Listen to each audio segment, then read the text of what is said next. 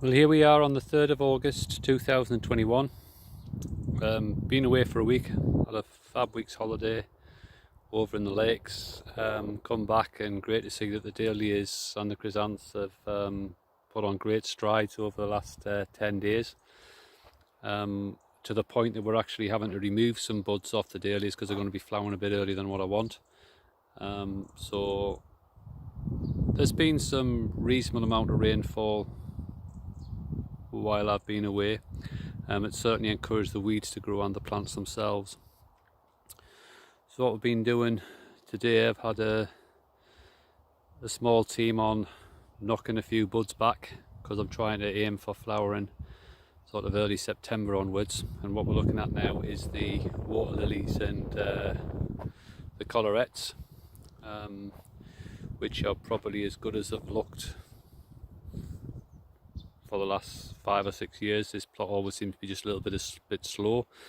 Yes, a bit of weed growth in the pathways, so you can see the weeds are looking really healthy as well. Great. But we'll get those knocked back. These beds have been effectively planted through, the Dahlias were planted through the biodegradable starch mulch, which has saved a lot of weeding within the beds and around the plants. I think it was maybe our job for a couple of people just going through pulling weeds around the base of the plants. So there's quite a few buds there, but we have been trying to knock back. On this back plot here, we've got the giants, the Dex and the cactus, which are looking really good. Really healthy looking leaves. You know, good colour to them, good strength to the plants, good thickness and stems. And these were the ones that were actually planted into effectively the green waste, directly into 2 inches of green waste with the fertiliser added onto the topsoil underneath, as we just prior to planting. 1 or 2 varieties maybe a little bit behind, but we knew from the quality that plants that were put in where we'd struggled that might be the case. But there we've got Westerton Lillian, standing currently at around about 60-70 centimetres. Coral Jupiter, looking pretty good. And then at the end of the bed we've got some of the medium decks starting out. Must admit it's been probably a lot easier to water these. You know, they've had a lot more like natural rainfall rather than it being shedded off through the starch membrane. You know, we've had irrigation pipes on these where at least we know the water's getting directly to the plants, whereas under the starch membrane we've got the pipes laid underneath that, and you're hoping it gets to the plants and that it hasn't sort of moved when it's when the water's been turned off and the pipework's contracted. This is the material we use. It's from Codlaw Farm. It's past 100 certified green waste that they produce. There's a few organic growers around here use it. This is a pile that we've still, you know, got to use and spread out somewhere.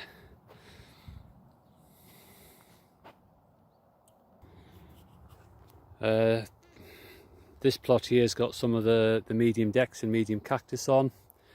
And if you remember on maybe a previous video I was mentioning about this a wet patch in the middle, and we're still seeing the effect of that on about 3 or 4 beds where it is actually, the soil is very, very damp, about 4 inches down, which is inhibiting the growth.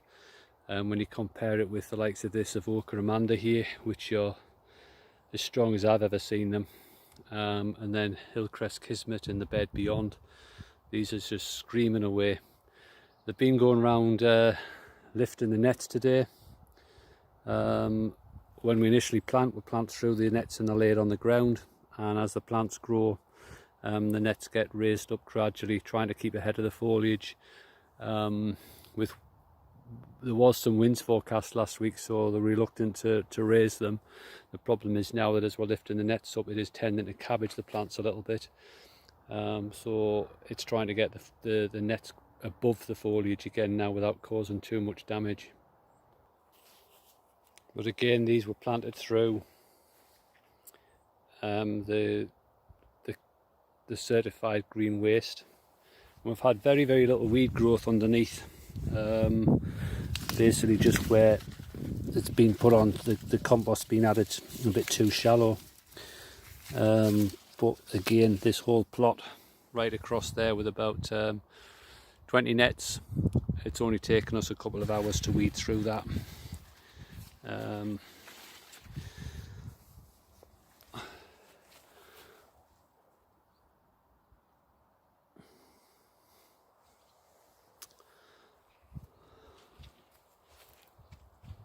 I'll say again, I'm very pleased with the way the plants are developing.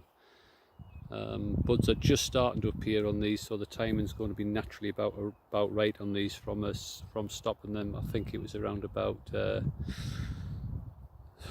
was it the 7th of July I did most of these, if they hadn't been done prior to planting, or as we planted I should say. But these are those beds I was mentioning, where it is actually quite claggy, for want of a better word, when you get to about 4 or 5 inches down. It's a problematic area when we've had too much rain, and although it looks quite light and dry on top, you can see even the weeds look like probably a little bit hungrier than they did in other areas.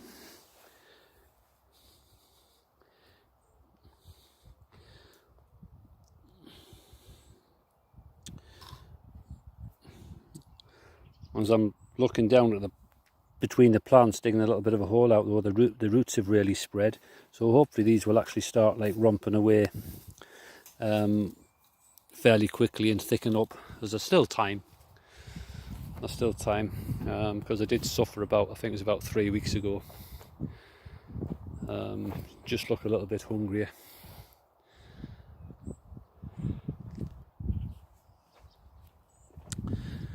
And this is the far end of the plot, where I've got some of the small miniature balls coming away.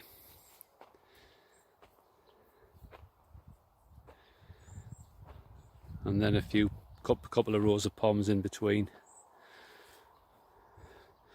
But the whole plot stretches, I think it's about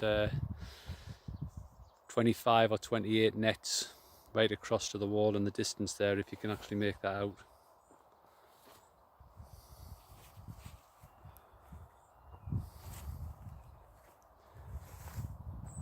So no colour as yet, but as you can see the buds are getting to be there. You know, so probably in flower by the end of August. So if there's anything more advanced than that, we've been taking those off a little bit. That's Mary's Jamander there.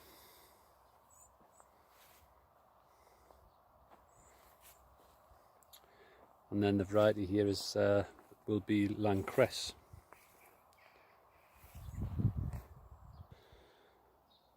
We've got some Skelmersdale Jane here, which has been growing up very quickly, and I probably need to have another look at this tomorrow, because there's a few too many buds there for my liking at this stage, particularly with it being like a white with that pink flush that it's got.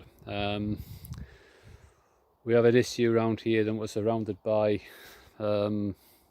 arable land, and they're in the middle of harvesting, so there's been a lot of thrips flying over from that, which would just make a beeline for any whites and pink flowers that were out on the place. It would just suck the colour out of them and they'd all be brown. Flowers would be no use for anybody, so that's one of the other reasons I try and delay flowering to around about September time.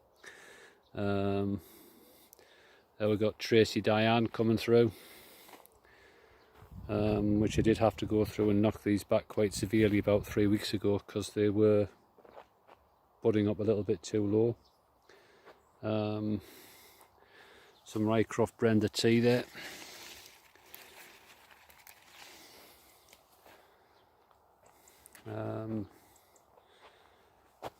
Rycroft Gold. So all in all, I'm very pleased with the way the plants look.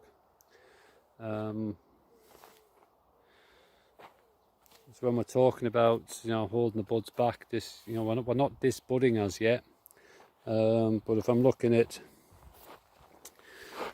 say, a bud there, which would be about a pea-sized bud, we'll be expecting that to flower in about sort of roughly 28 days up here, which will take us to just about the end of August. If I want to hold that back just a little bit longer, it's you know, take that bud out and run it onto one of those side buds there, and roughly for every pair or every level of buds you take down, you can delay flowering by roughly 7 days. Is the way it works in theory, but I have to be honest, I'm still experimenting and still learning. There'll be more experienced exhibitors who try to time the flowers much more exactly. You'll be able to detail more, but again, that flower there is going to be running a little bit too early, so take it back and I'll actually to that one, and that'll probably be in flower by August bank holiday weekend. So to this bud, bear in mind we need about 1,000 blooms to take down to Harrogate. It's quite labour intensive for us. The dark leaf variety just beyond there, or just over the next couple of beds, that's Fire Mountain. I've never seen that look as strong at this stage. Because we're planted in alphabetical order, they get roughly planted in the same spot every year, so it's the same soil, same conditions, but they look so vigorous and strong. And good old favourite Edinburgh, I think again that's in probably exactly the same spot as it was last year, because the varieties haven't changed that much. So there we go. We have a lot of work to do to get these in flower. You know, this budding preparation, sorting out the pathways, still got a bit of labelling up to do generally, so it's going to keep us quite busy. Before I go, I'll have a quick look at some of the chrysanthemums. So here we go, this is the chrysanthemum spray varieties, and then along the front we've got the hardy Koreans, rubellums, and a few of the cushion mums planted as well. There's a little bit of colour starting to come on the sprays.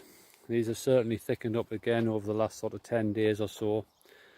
I think one of the problems with this starch matting is because the only access to water is effectively through the planting holes. We don't have drip pipes on these. These beds are hand watered. It's sometimes quite difficult to totally assess how much water they've actually got underneath, particularly after it's raining. So I think probably in the early stages they might, because it had rained, I think we really still needed to supplement that with hand watering. So a bit of a learning curve. Although we did use it a few years ago, certainly saved a lot of time on weeding amongst these. And it's fair to say I think we're all learning. And we'll all try something different every year. You cannot just stand still, you've got to try different ideas. And then lastly, these are the trial beds with varieties planted out that we'll be looking at for possible inclusion in the catalogue. Probably look a little bit uneven to the experienced eye, which generally is the case because we're trying to plant certain numbers, and if we're only building up from one tuber, we're quite often having to work from a number of different batches of plants. You know, so it's like working through, making the best of what we've got. Now, this is an area that we haven't got round and weeded round the bottom of the plants yet. So you can see there is a fair bit of weed growth, so that's going to be one of the jobs tomorrow. Getting through. Main weed round here is chickweed and red dead nettle, but they won't take long to pull out. And then I've got a few more giants planted in here, and a little bit of rogan to do, because that's certainly one plant we don't want to see. That'll be coming out tomorrow. Okay, a little bit stunted there. That's Hamari Girl. The rest of the plants are all looking okay, but that one is definitely going the journey.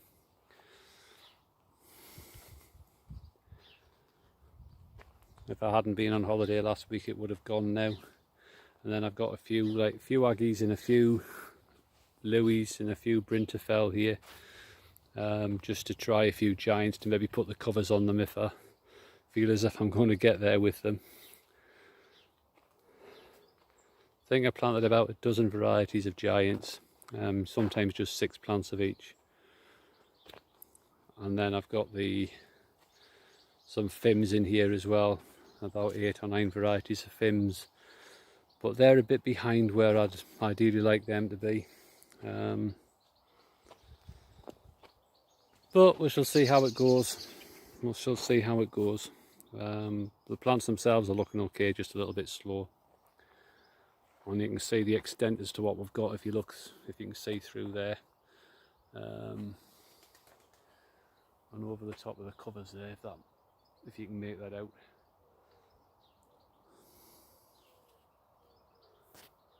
So yeah, that's it for now, folks. Thank you.